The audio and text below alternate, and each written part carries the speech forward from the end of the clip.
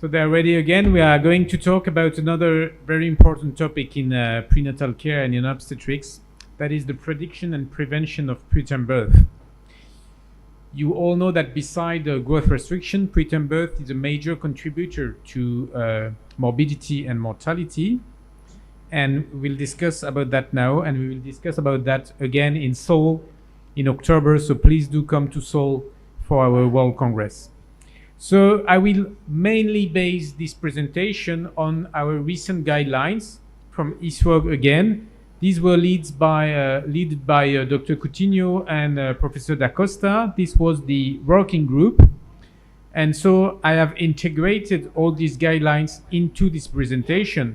And each time we will focus on a very important part of the guideline. I will stop on that slide so you will know that it is part of the ISWOG guideline. So basically, preterm birth is defined as delivery occurring before 37 weeks of gestation. It's a contributor to morbidity and mortality. And the prediction of preterm delivery is really the basis of prevention. Premature delivery may occur everywhere around the world. You can see that there are some differences in prevalence depending on the countries, but it's approximately around 10% of all deliveries all around the world, including in Vietnam, as you can see on this map.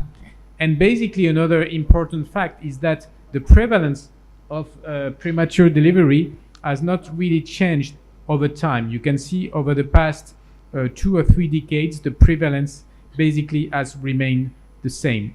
So what can we do about prediction and prevention of premature delivery? Then you can act at 3 different timing in the pregnancy: before or early in the pregnancy, in the first or in the second trimester, and of course there are different settings where you will manage the risk of preterm delivery. It could be in an asymptomatic woman, but only with the short cervix. It could be in a symptomatic woman, a woman presenting with contractions. And it could also be in a woman at high risk of premature delivery, mainly because of a previous history of premature delivery or because she has a multiple pregnancy. So before an early pregnancy, not much can be done. You must only recognize what are the risk factors of premature delivery, which is mainly having had previously a premature delivery or having a pregnancy that is conceived with assisted reproductive technologies that may lead to multiple pregnancy, which are of course at higher risk of premature delivery. In the first trimester, besides trying to recognize this risk factor, what can you do?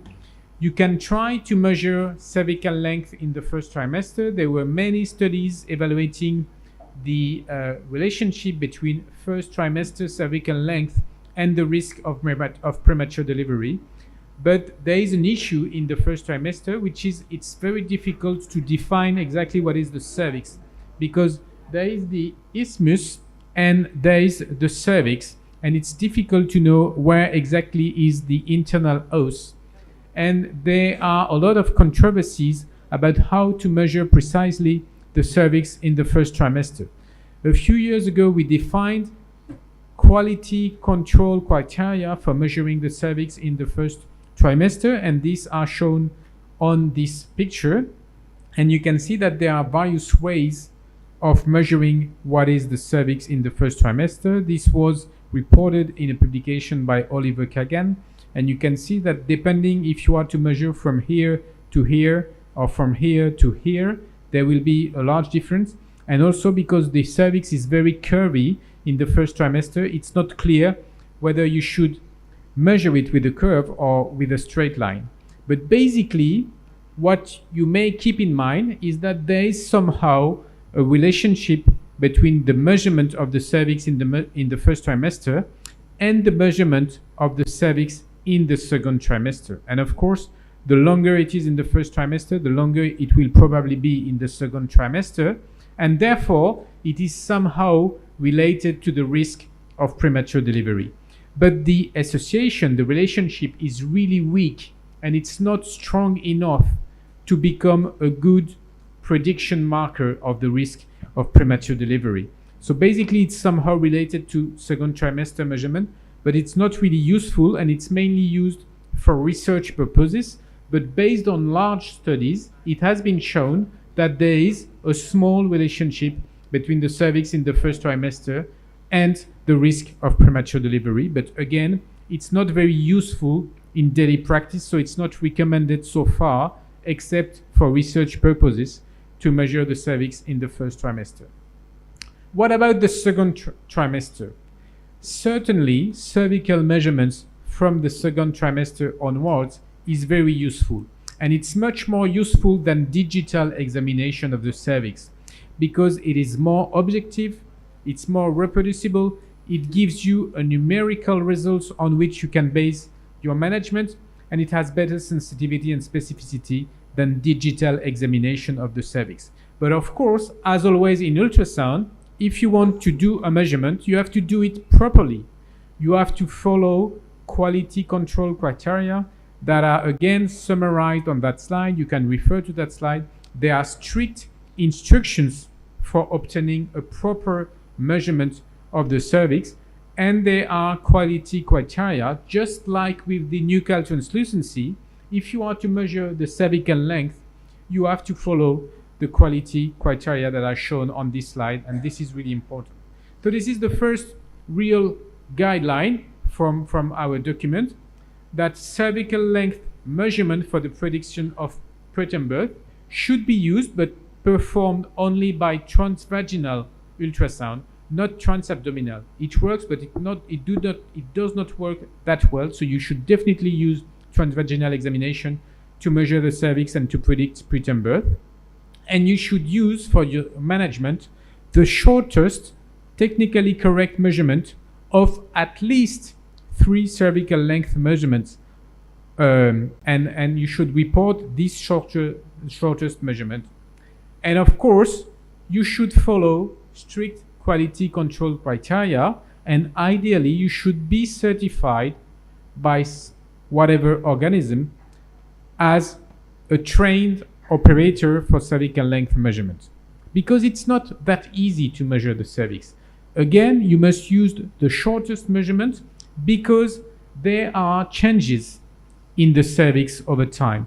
And you can see, for example, the effect of having an excessive pressure on the cervix that will artificially increase the length of the cervix.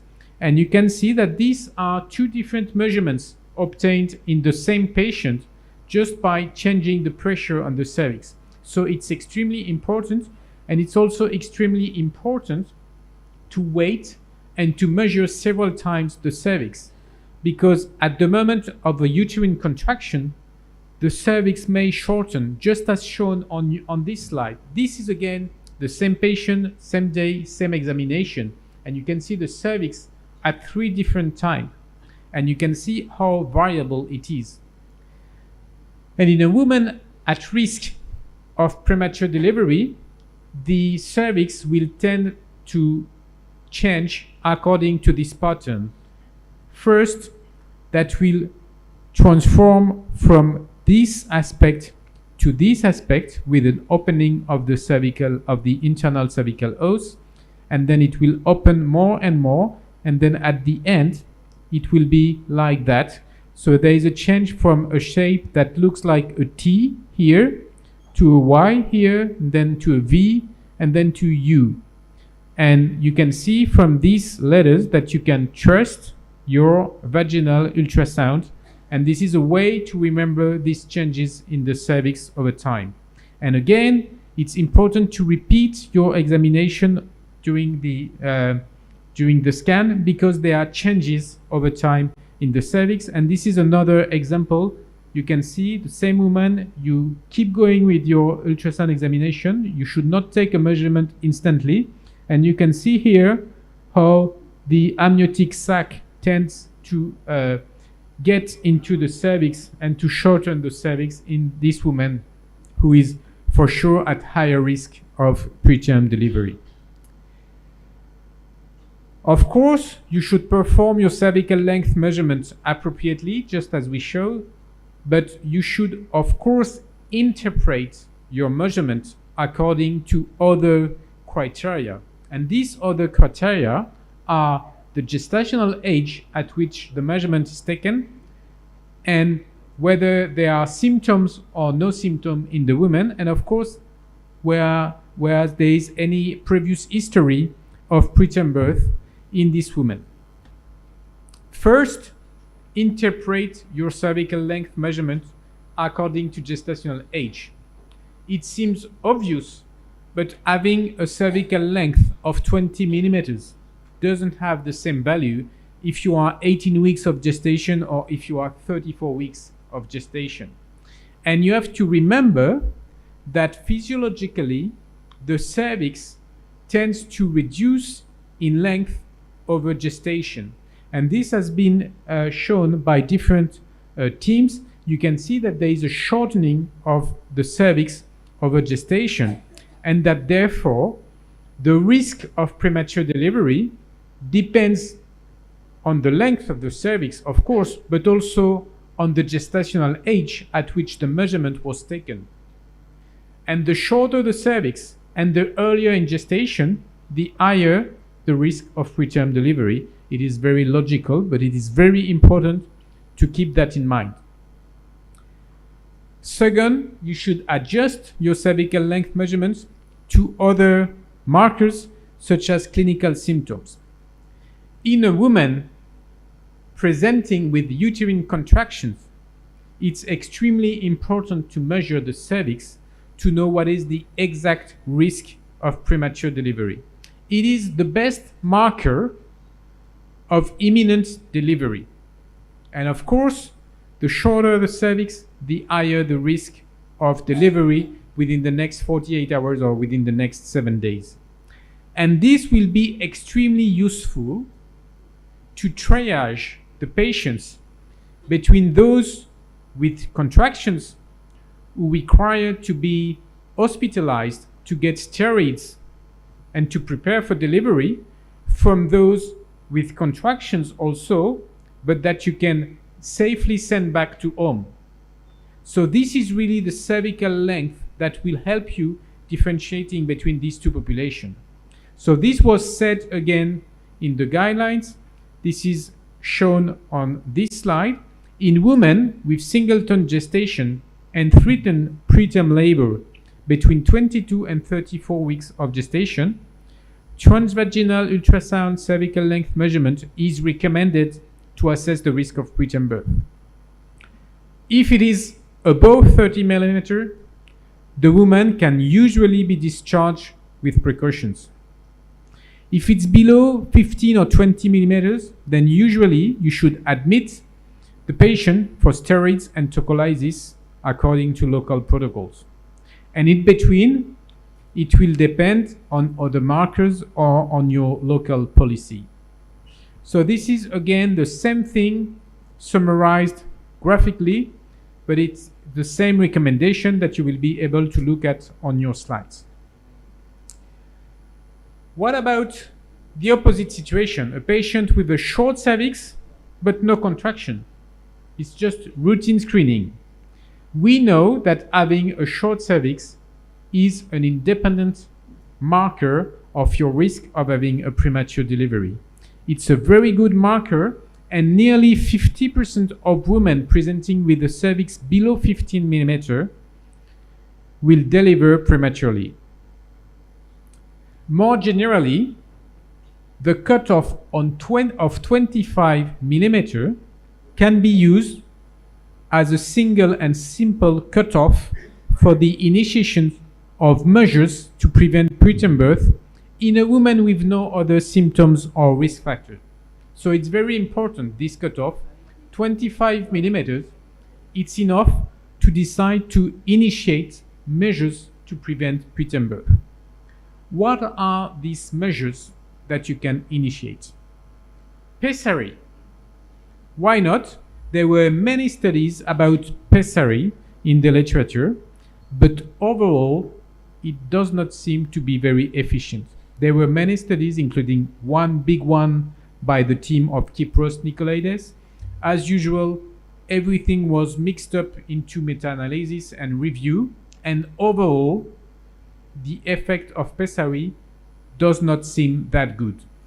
So the recommendation is that current evidence does not support the use of cervical pessaries to prevent preterm birth in asymptomatic patients with cervical length below 25 millimeters outside of research protocols. So that's clear for pessaries. What about cerclage? There were some studies suggesting that cerclage may be useful to prevent preterm birth in women with a short cervix, including an old randomized study which showed that it was beneficial to women with a cervix below 15 millimeters. Again, it has been summarized into meta-analysis, reviews, etc. The Cochrane library says that it is probably useful to prevent preterm birth, but the problem of cerclage is that it's quite invasive. It's a bit more complicated to perform a cervical cerclage. Whereas there is a treatment that has demonstrated clear benefit to prevent preterm birth that is very easy to apply, which is progesterone. Progesterone is definitely useful to prevent preterm birth in women with a short cervix and no contractions. Many studies all in the same direction of a benefit of progesterone in this population. First study published in the New England Journal of Medicine, randomized study that showed that in women with a cervix below 15 millimeters at mid-trimester scan, progesterone would reduce the risk of premature delivery of about 40%. 40% risk reduction with progesterone. Same results in another randomized study by Hassan, published in the Ultrasound Journal more than 10 years ago. Again, a reduction of around 40% of the risk of premature delivery. And all the literature is going in the same direction, including meta-analysis and review of the literature. And you can see that altogether, the risk is reduced again by around 40%. It was shown as well when using all the most recent studies, including one that was called the Optimum study, which did not show a benefit of progesterone. Even if you include this study in the overall literature review, there is still a clear benefit of progesterone in reducing the risk of preterm birth. And it was also shown in those kind of studies, which is a before and after study in a center where they used not to use progesterone, and then they changed their practice and start using progesterone in women with a short cervix, and they observed a reduction in the rate of premature delivery. So there is a clear effect, but of course, as always, you will need to screen many women and then to measure many short cervix and then to give progesterone to many women before you can see a reduction in the risk of premature delivery and to avoid one premature delivery. But the number needed to treat, as we say in statistics, is basically within the same figure, the same order, than, for example, when you are using steroids to prevent respiratory distress syndrome at birth. So clearly, now altogether, it seems that we have enough evidence to offer a universal screening for the risk of preterm birth in all women. This is why now most international recommendations suggest that we should measure the cervix on a routine basis in all women at mid-trimester scan, because it's not a measurement just to do a measurement. In case of a short cervix, you have something to do, which is to give progesterone to efficiently reduce the risk of premature delivery. So that's very important. And again, cervical length below 25 millimeter can be used as a cutoff for the initiation of measures to prevent preterm birth in asymptomatic singleton pregnancy, irrespective of risk factors. If you are following well this presentation, you may have noticed that it is the second time that I'm showing you the same slide, because it's really important. You can now offer universal screening for the risk of preterm birth because there is something to do. And again, what it is you should do in case of a short cervix with a woman with no symptom and no other risk factors. The restriction of baseline physical activity is not recommended. it doesn't change anything except that it may increase your risk of thromboembolism. So it's useless to reduce the activity, but what is useful is to prescribe progesterone before 24 weeks and up until 36 weeks in all women with a short cervix. Once you've started progesterone, you may still follow up the cervix because cervical cerclage can still be considered in women with a cervix that shortens below 10 millimeter, even if they are already under progesterone regimen. So it's still useful to look at the cervix in a woman with progesterone. Again, this is a summary of what I've just said, shown on an algorithm that may be useful. And again, remember that you should measure the cervix at the mid-trimester scan in order to give progesterone to those women with a short cervix. What about patients with a history of preterm birth? That is something that occurs frequently. Of course, it's a strong risk marker of premature delivery. Of course, the number, sequence, and weeks of gestation of previous births all affect the risk of recurrence. But basically, in half of preterm births, the mother has no previous history of preterm birth. So that will not help in many situations. Basically, what you have to remember is that in any woman with 3 or more previous preterm birth, you should go straight to cervical cerclage at the beginning of pregnancy. So if you have 3 or more preterm birth, you should go straight to cerclage. In women with only 1 or 2 history of preterm birth, you should offer progesterone, and we will see that, and you should look at the cervix from 14 or 16 weeks of gestation, and keep looking at the cervix every 2 weeks to offer cervical cerclage in women with a shortening of the cervix. So basically, although evidence is still conflicting, in women with singleton gestation and prior spontaneous preterm birth, treatment with vaginal progesterone every night from 16 to 36 weeks should be initiated, this is my belief, or a simple surveillance and treatment for all women with a cervix below 25 millimeters. In women with singleton gestation and prior spontaneous preterm birth, transvaginal cervical length measurement screening should be offered every 2 weeks, starting from 14 or 16 weeks, up until 24 weeks, if the cervical length is above 30 millimeters. If it's between 25 and 30, then probably you should repeat the measurement within a week. In women with singleton gestation and prior spontaneous preterm birth who are on progesterone and who have a transvaginal cervical length measurements below 25 millimeters, then an ultrasound indicated cerclage may be recommended. And as we've already said, follow-up cervical length measurements should be considered after initiation of progesterone because you must still offer cerclage in women with a shortening of the cervix under progesterone. And there is a lack of evidence regarding cervical length follow-up after cerclage placement. So this is the resume of what I've just said about the follow-up of women with a previous history of preterm birth. Last but not least, twins. What to do with twins? Well, until recently, we had absolutely nothing to offer in twins to prevent the risk of preterm birth, until some meta-analysis suggested that progesterone could be useful again in twins.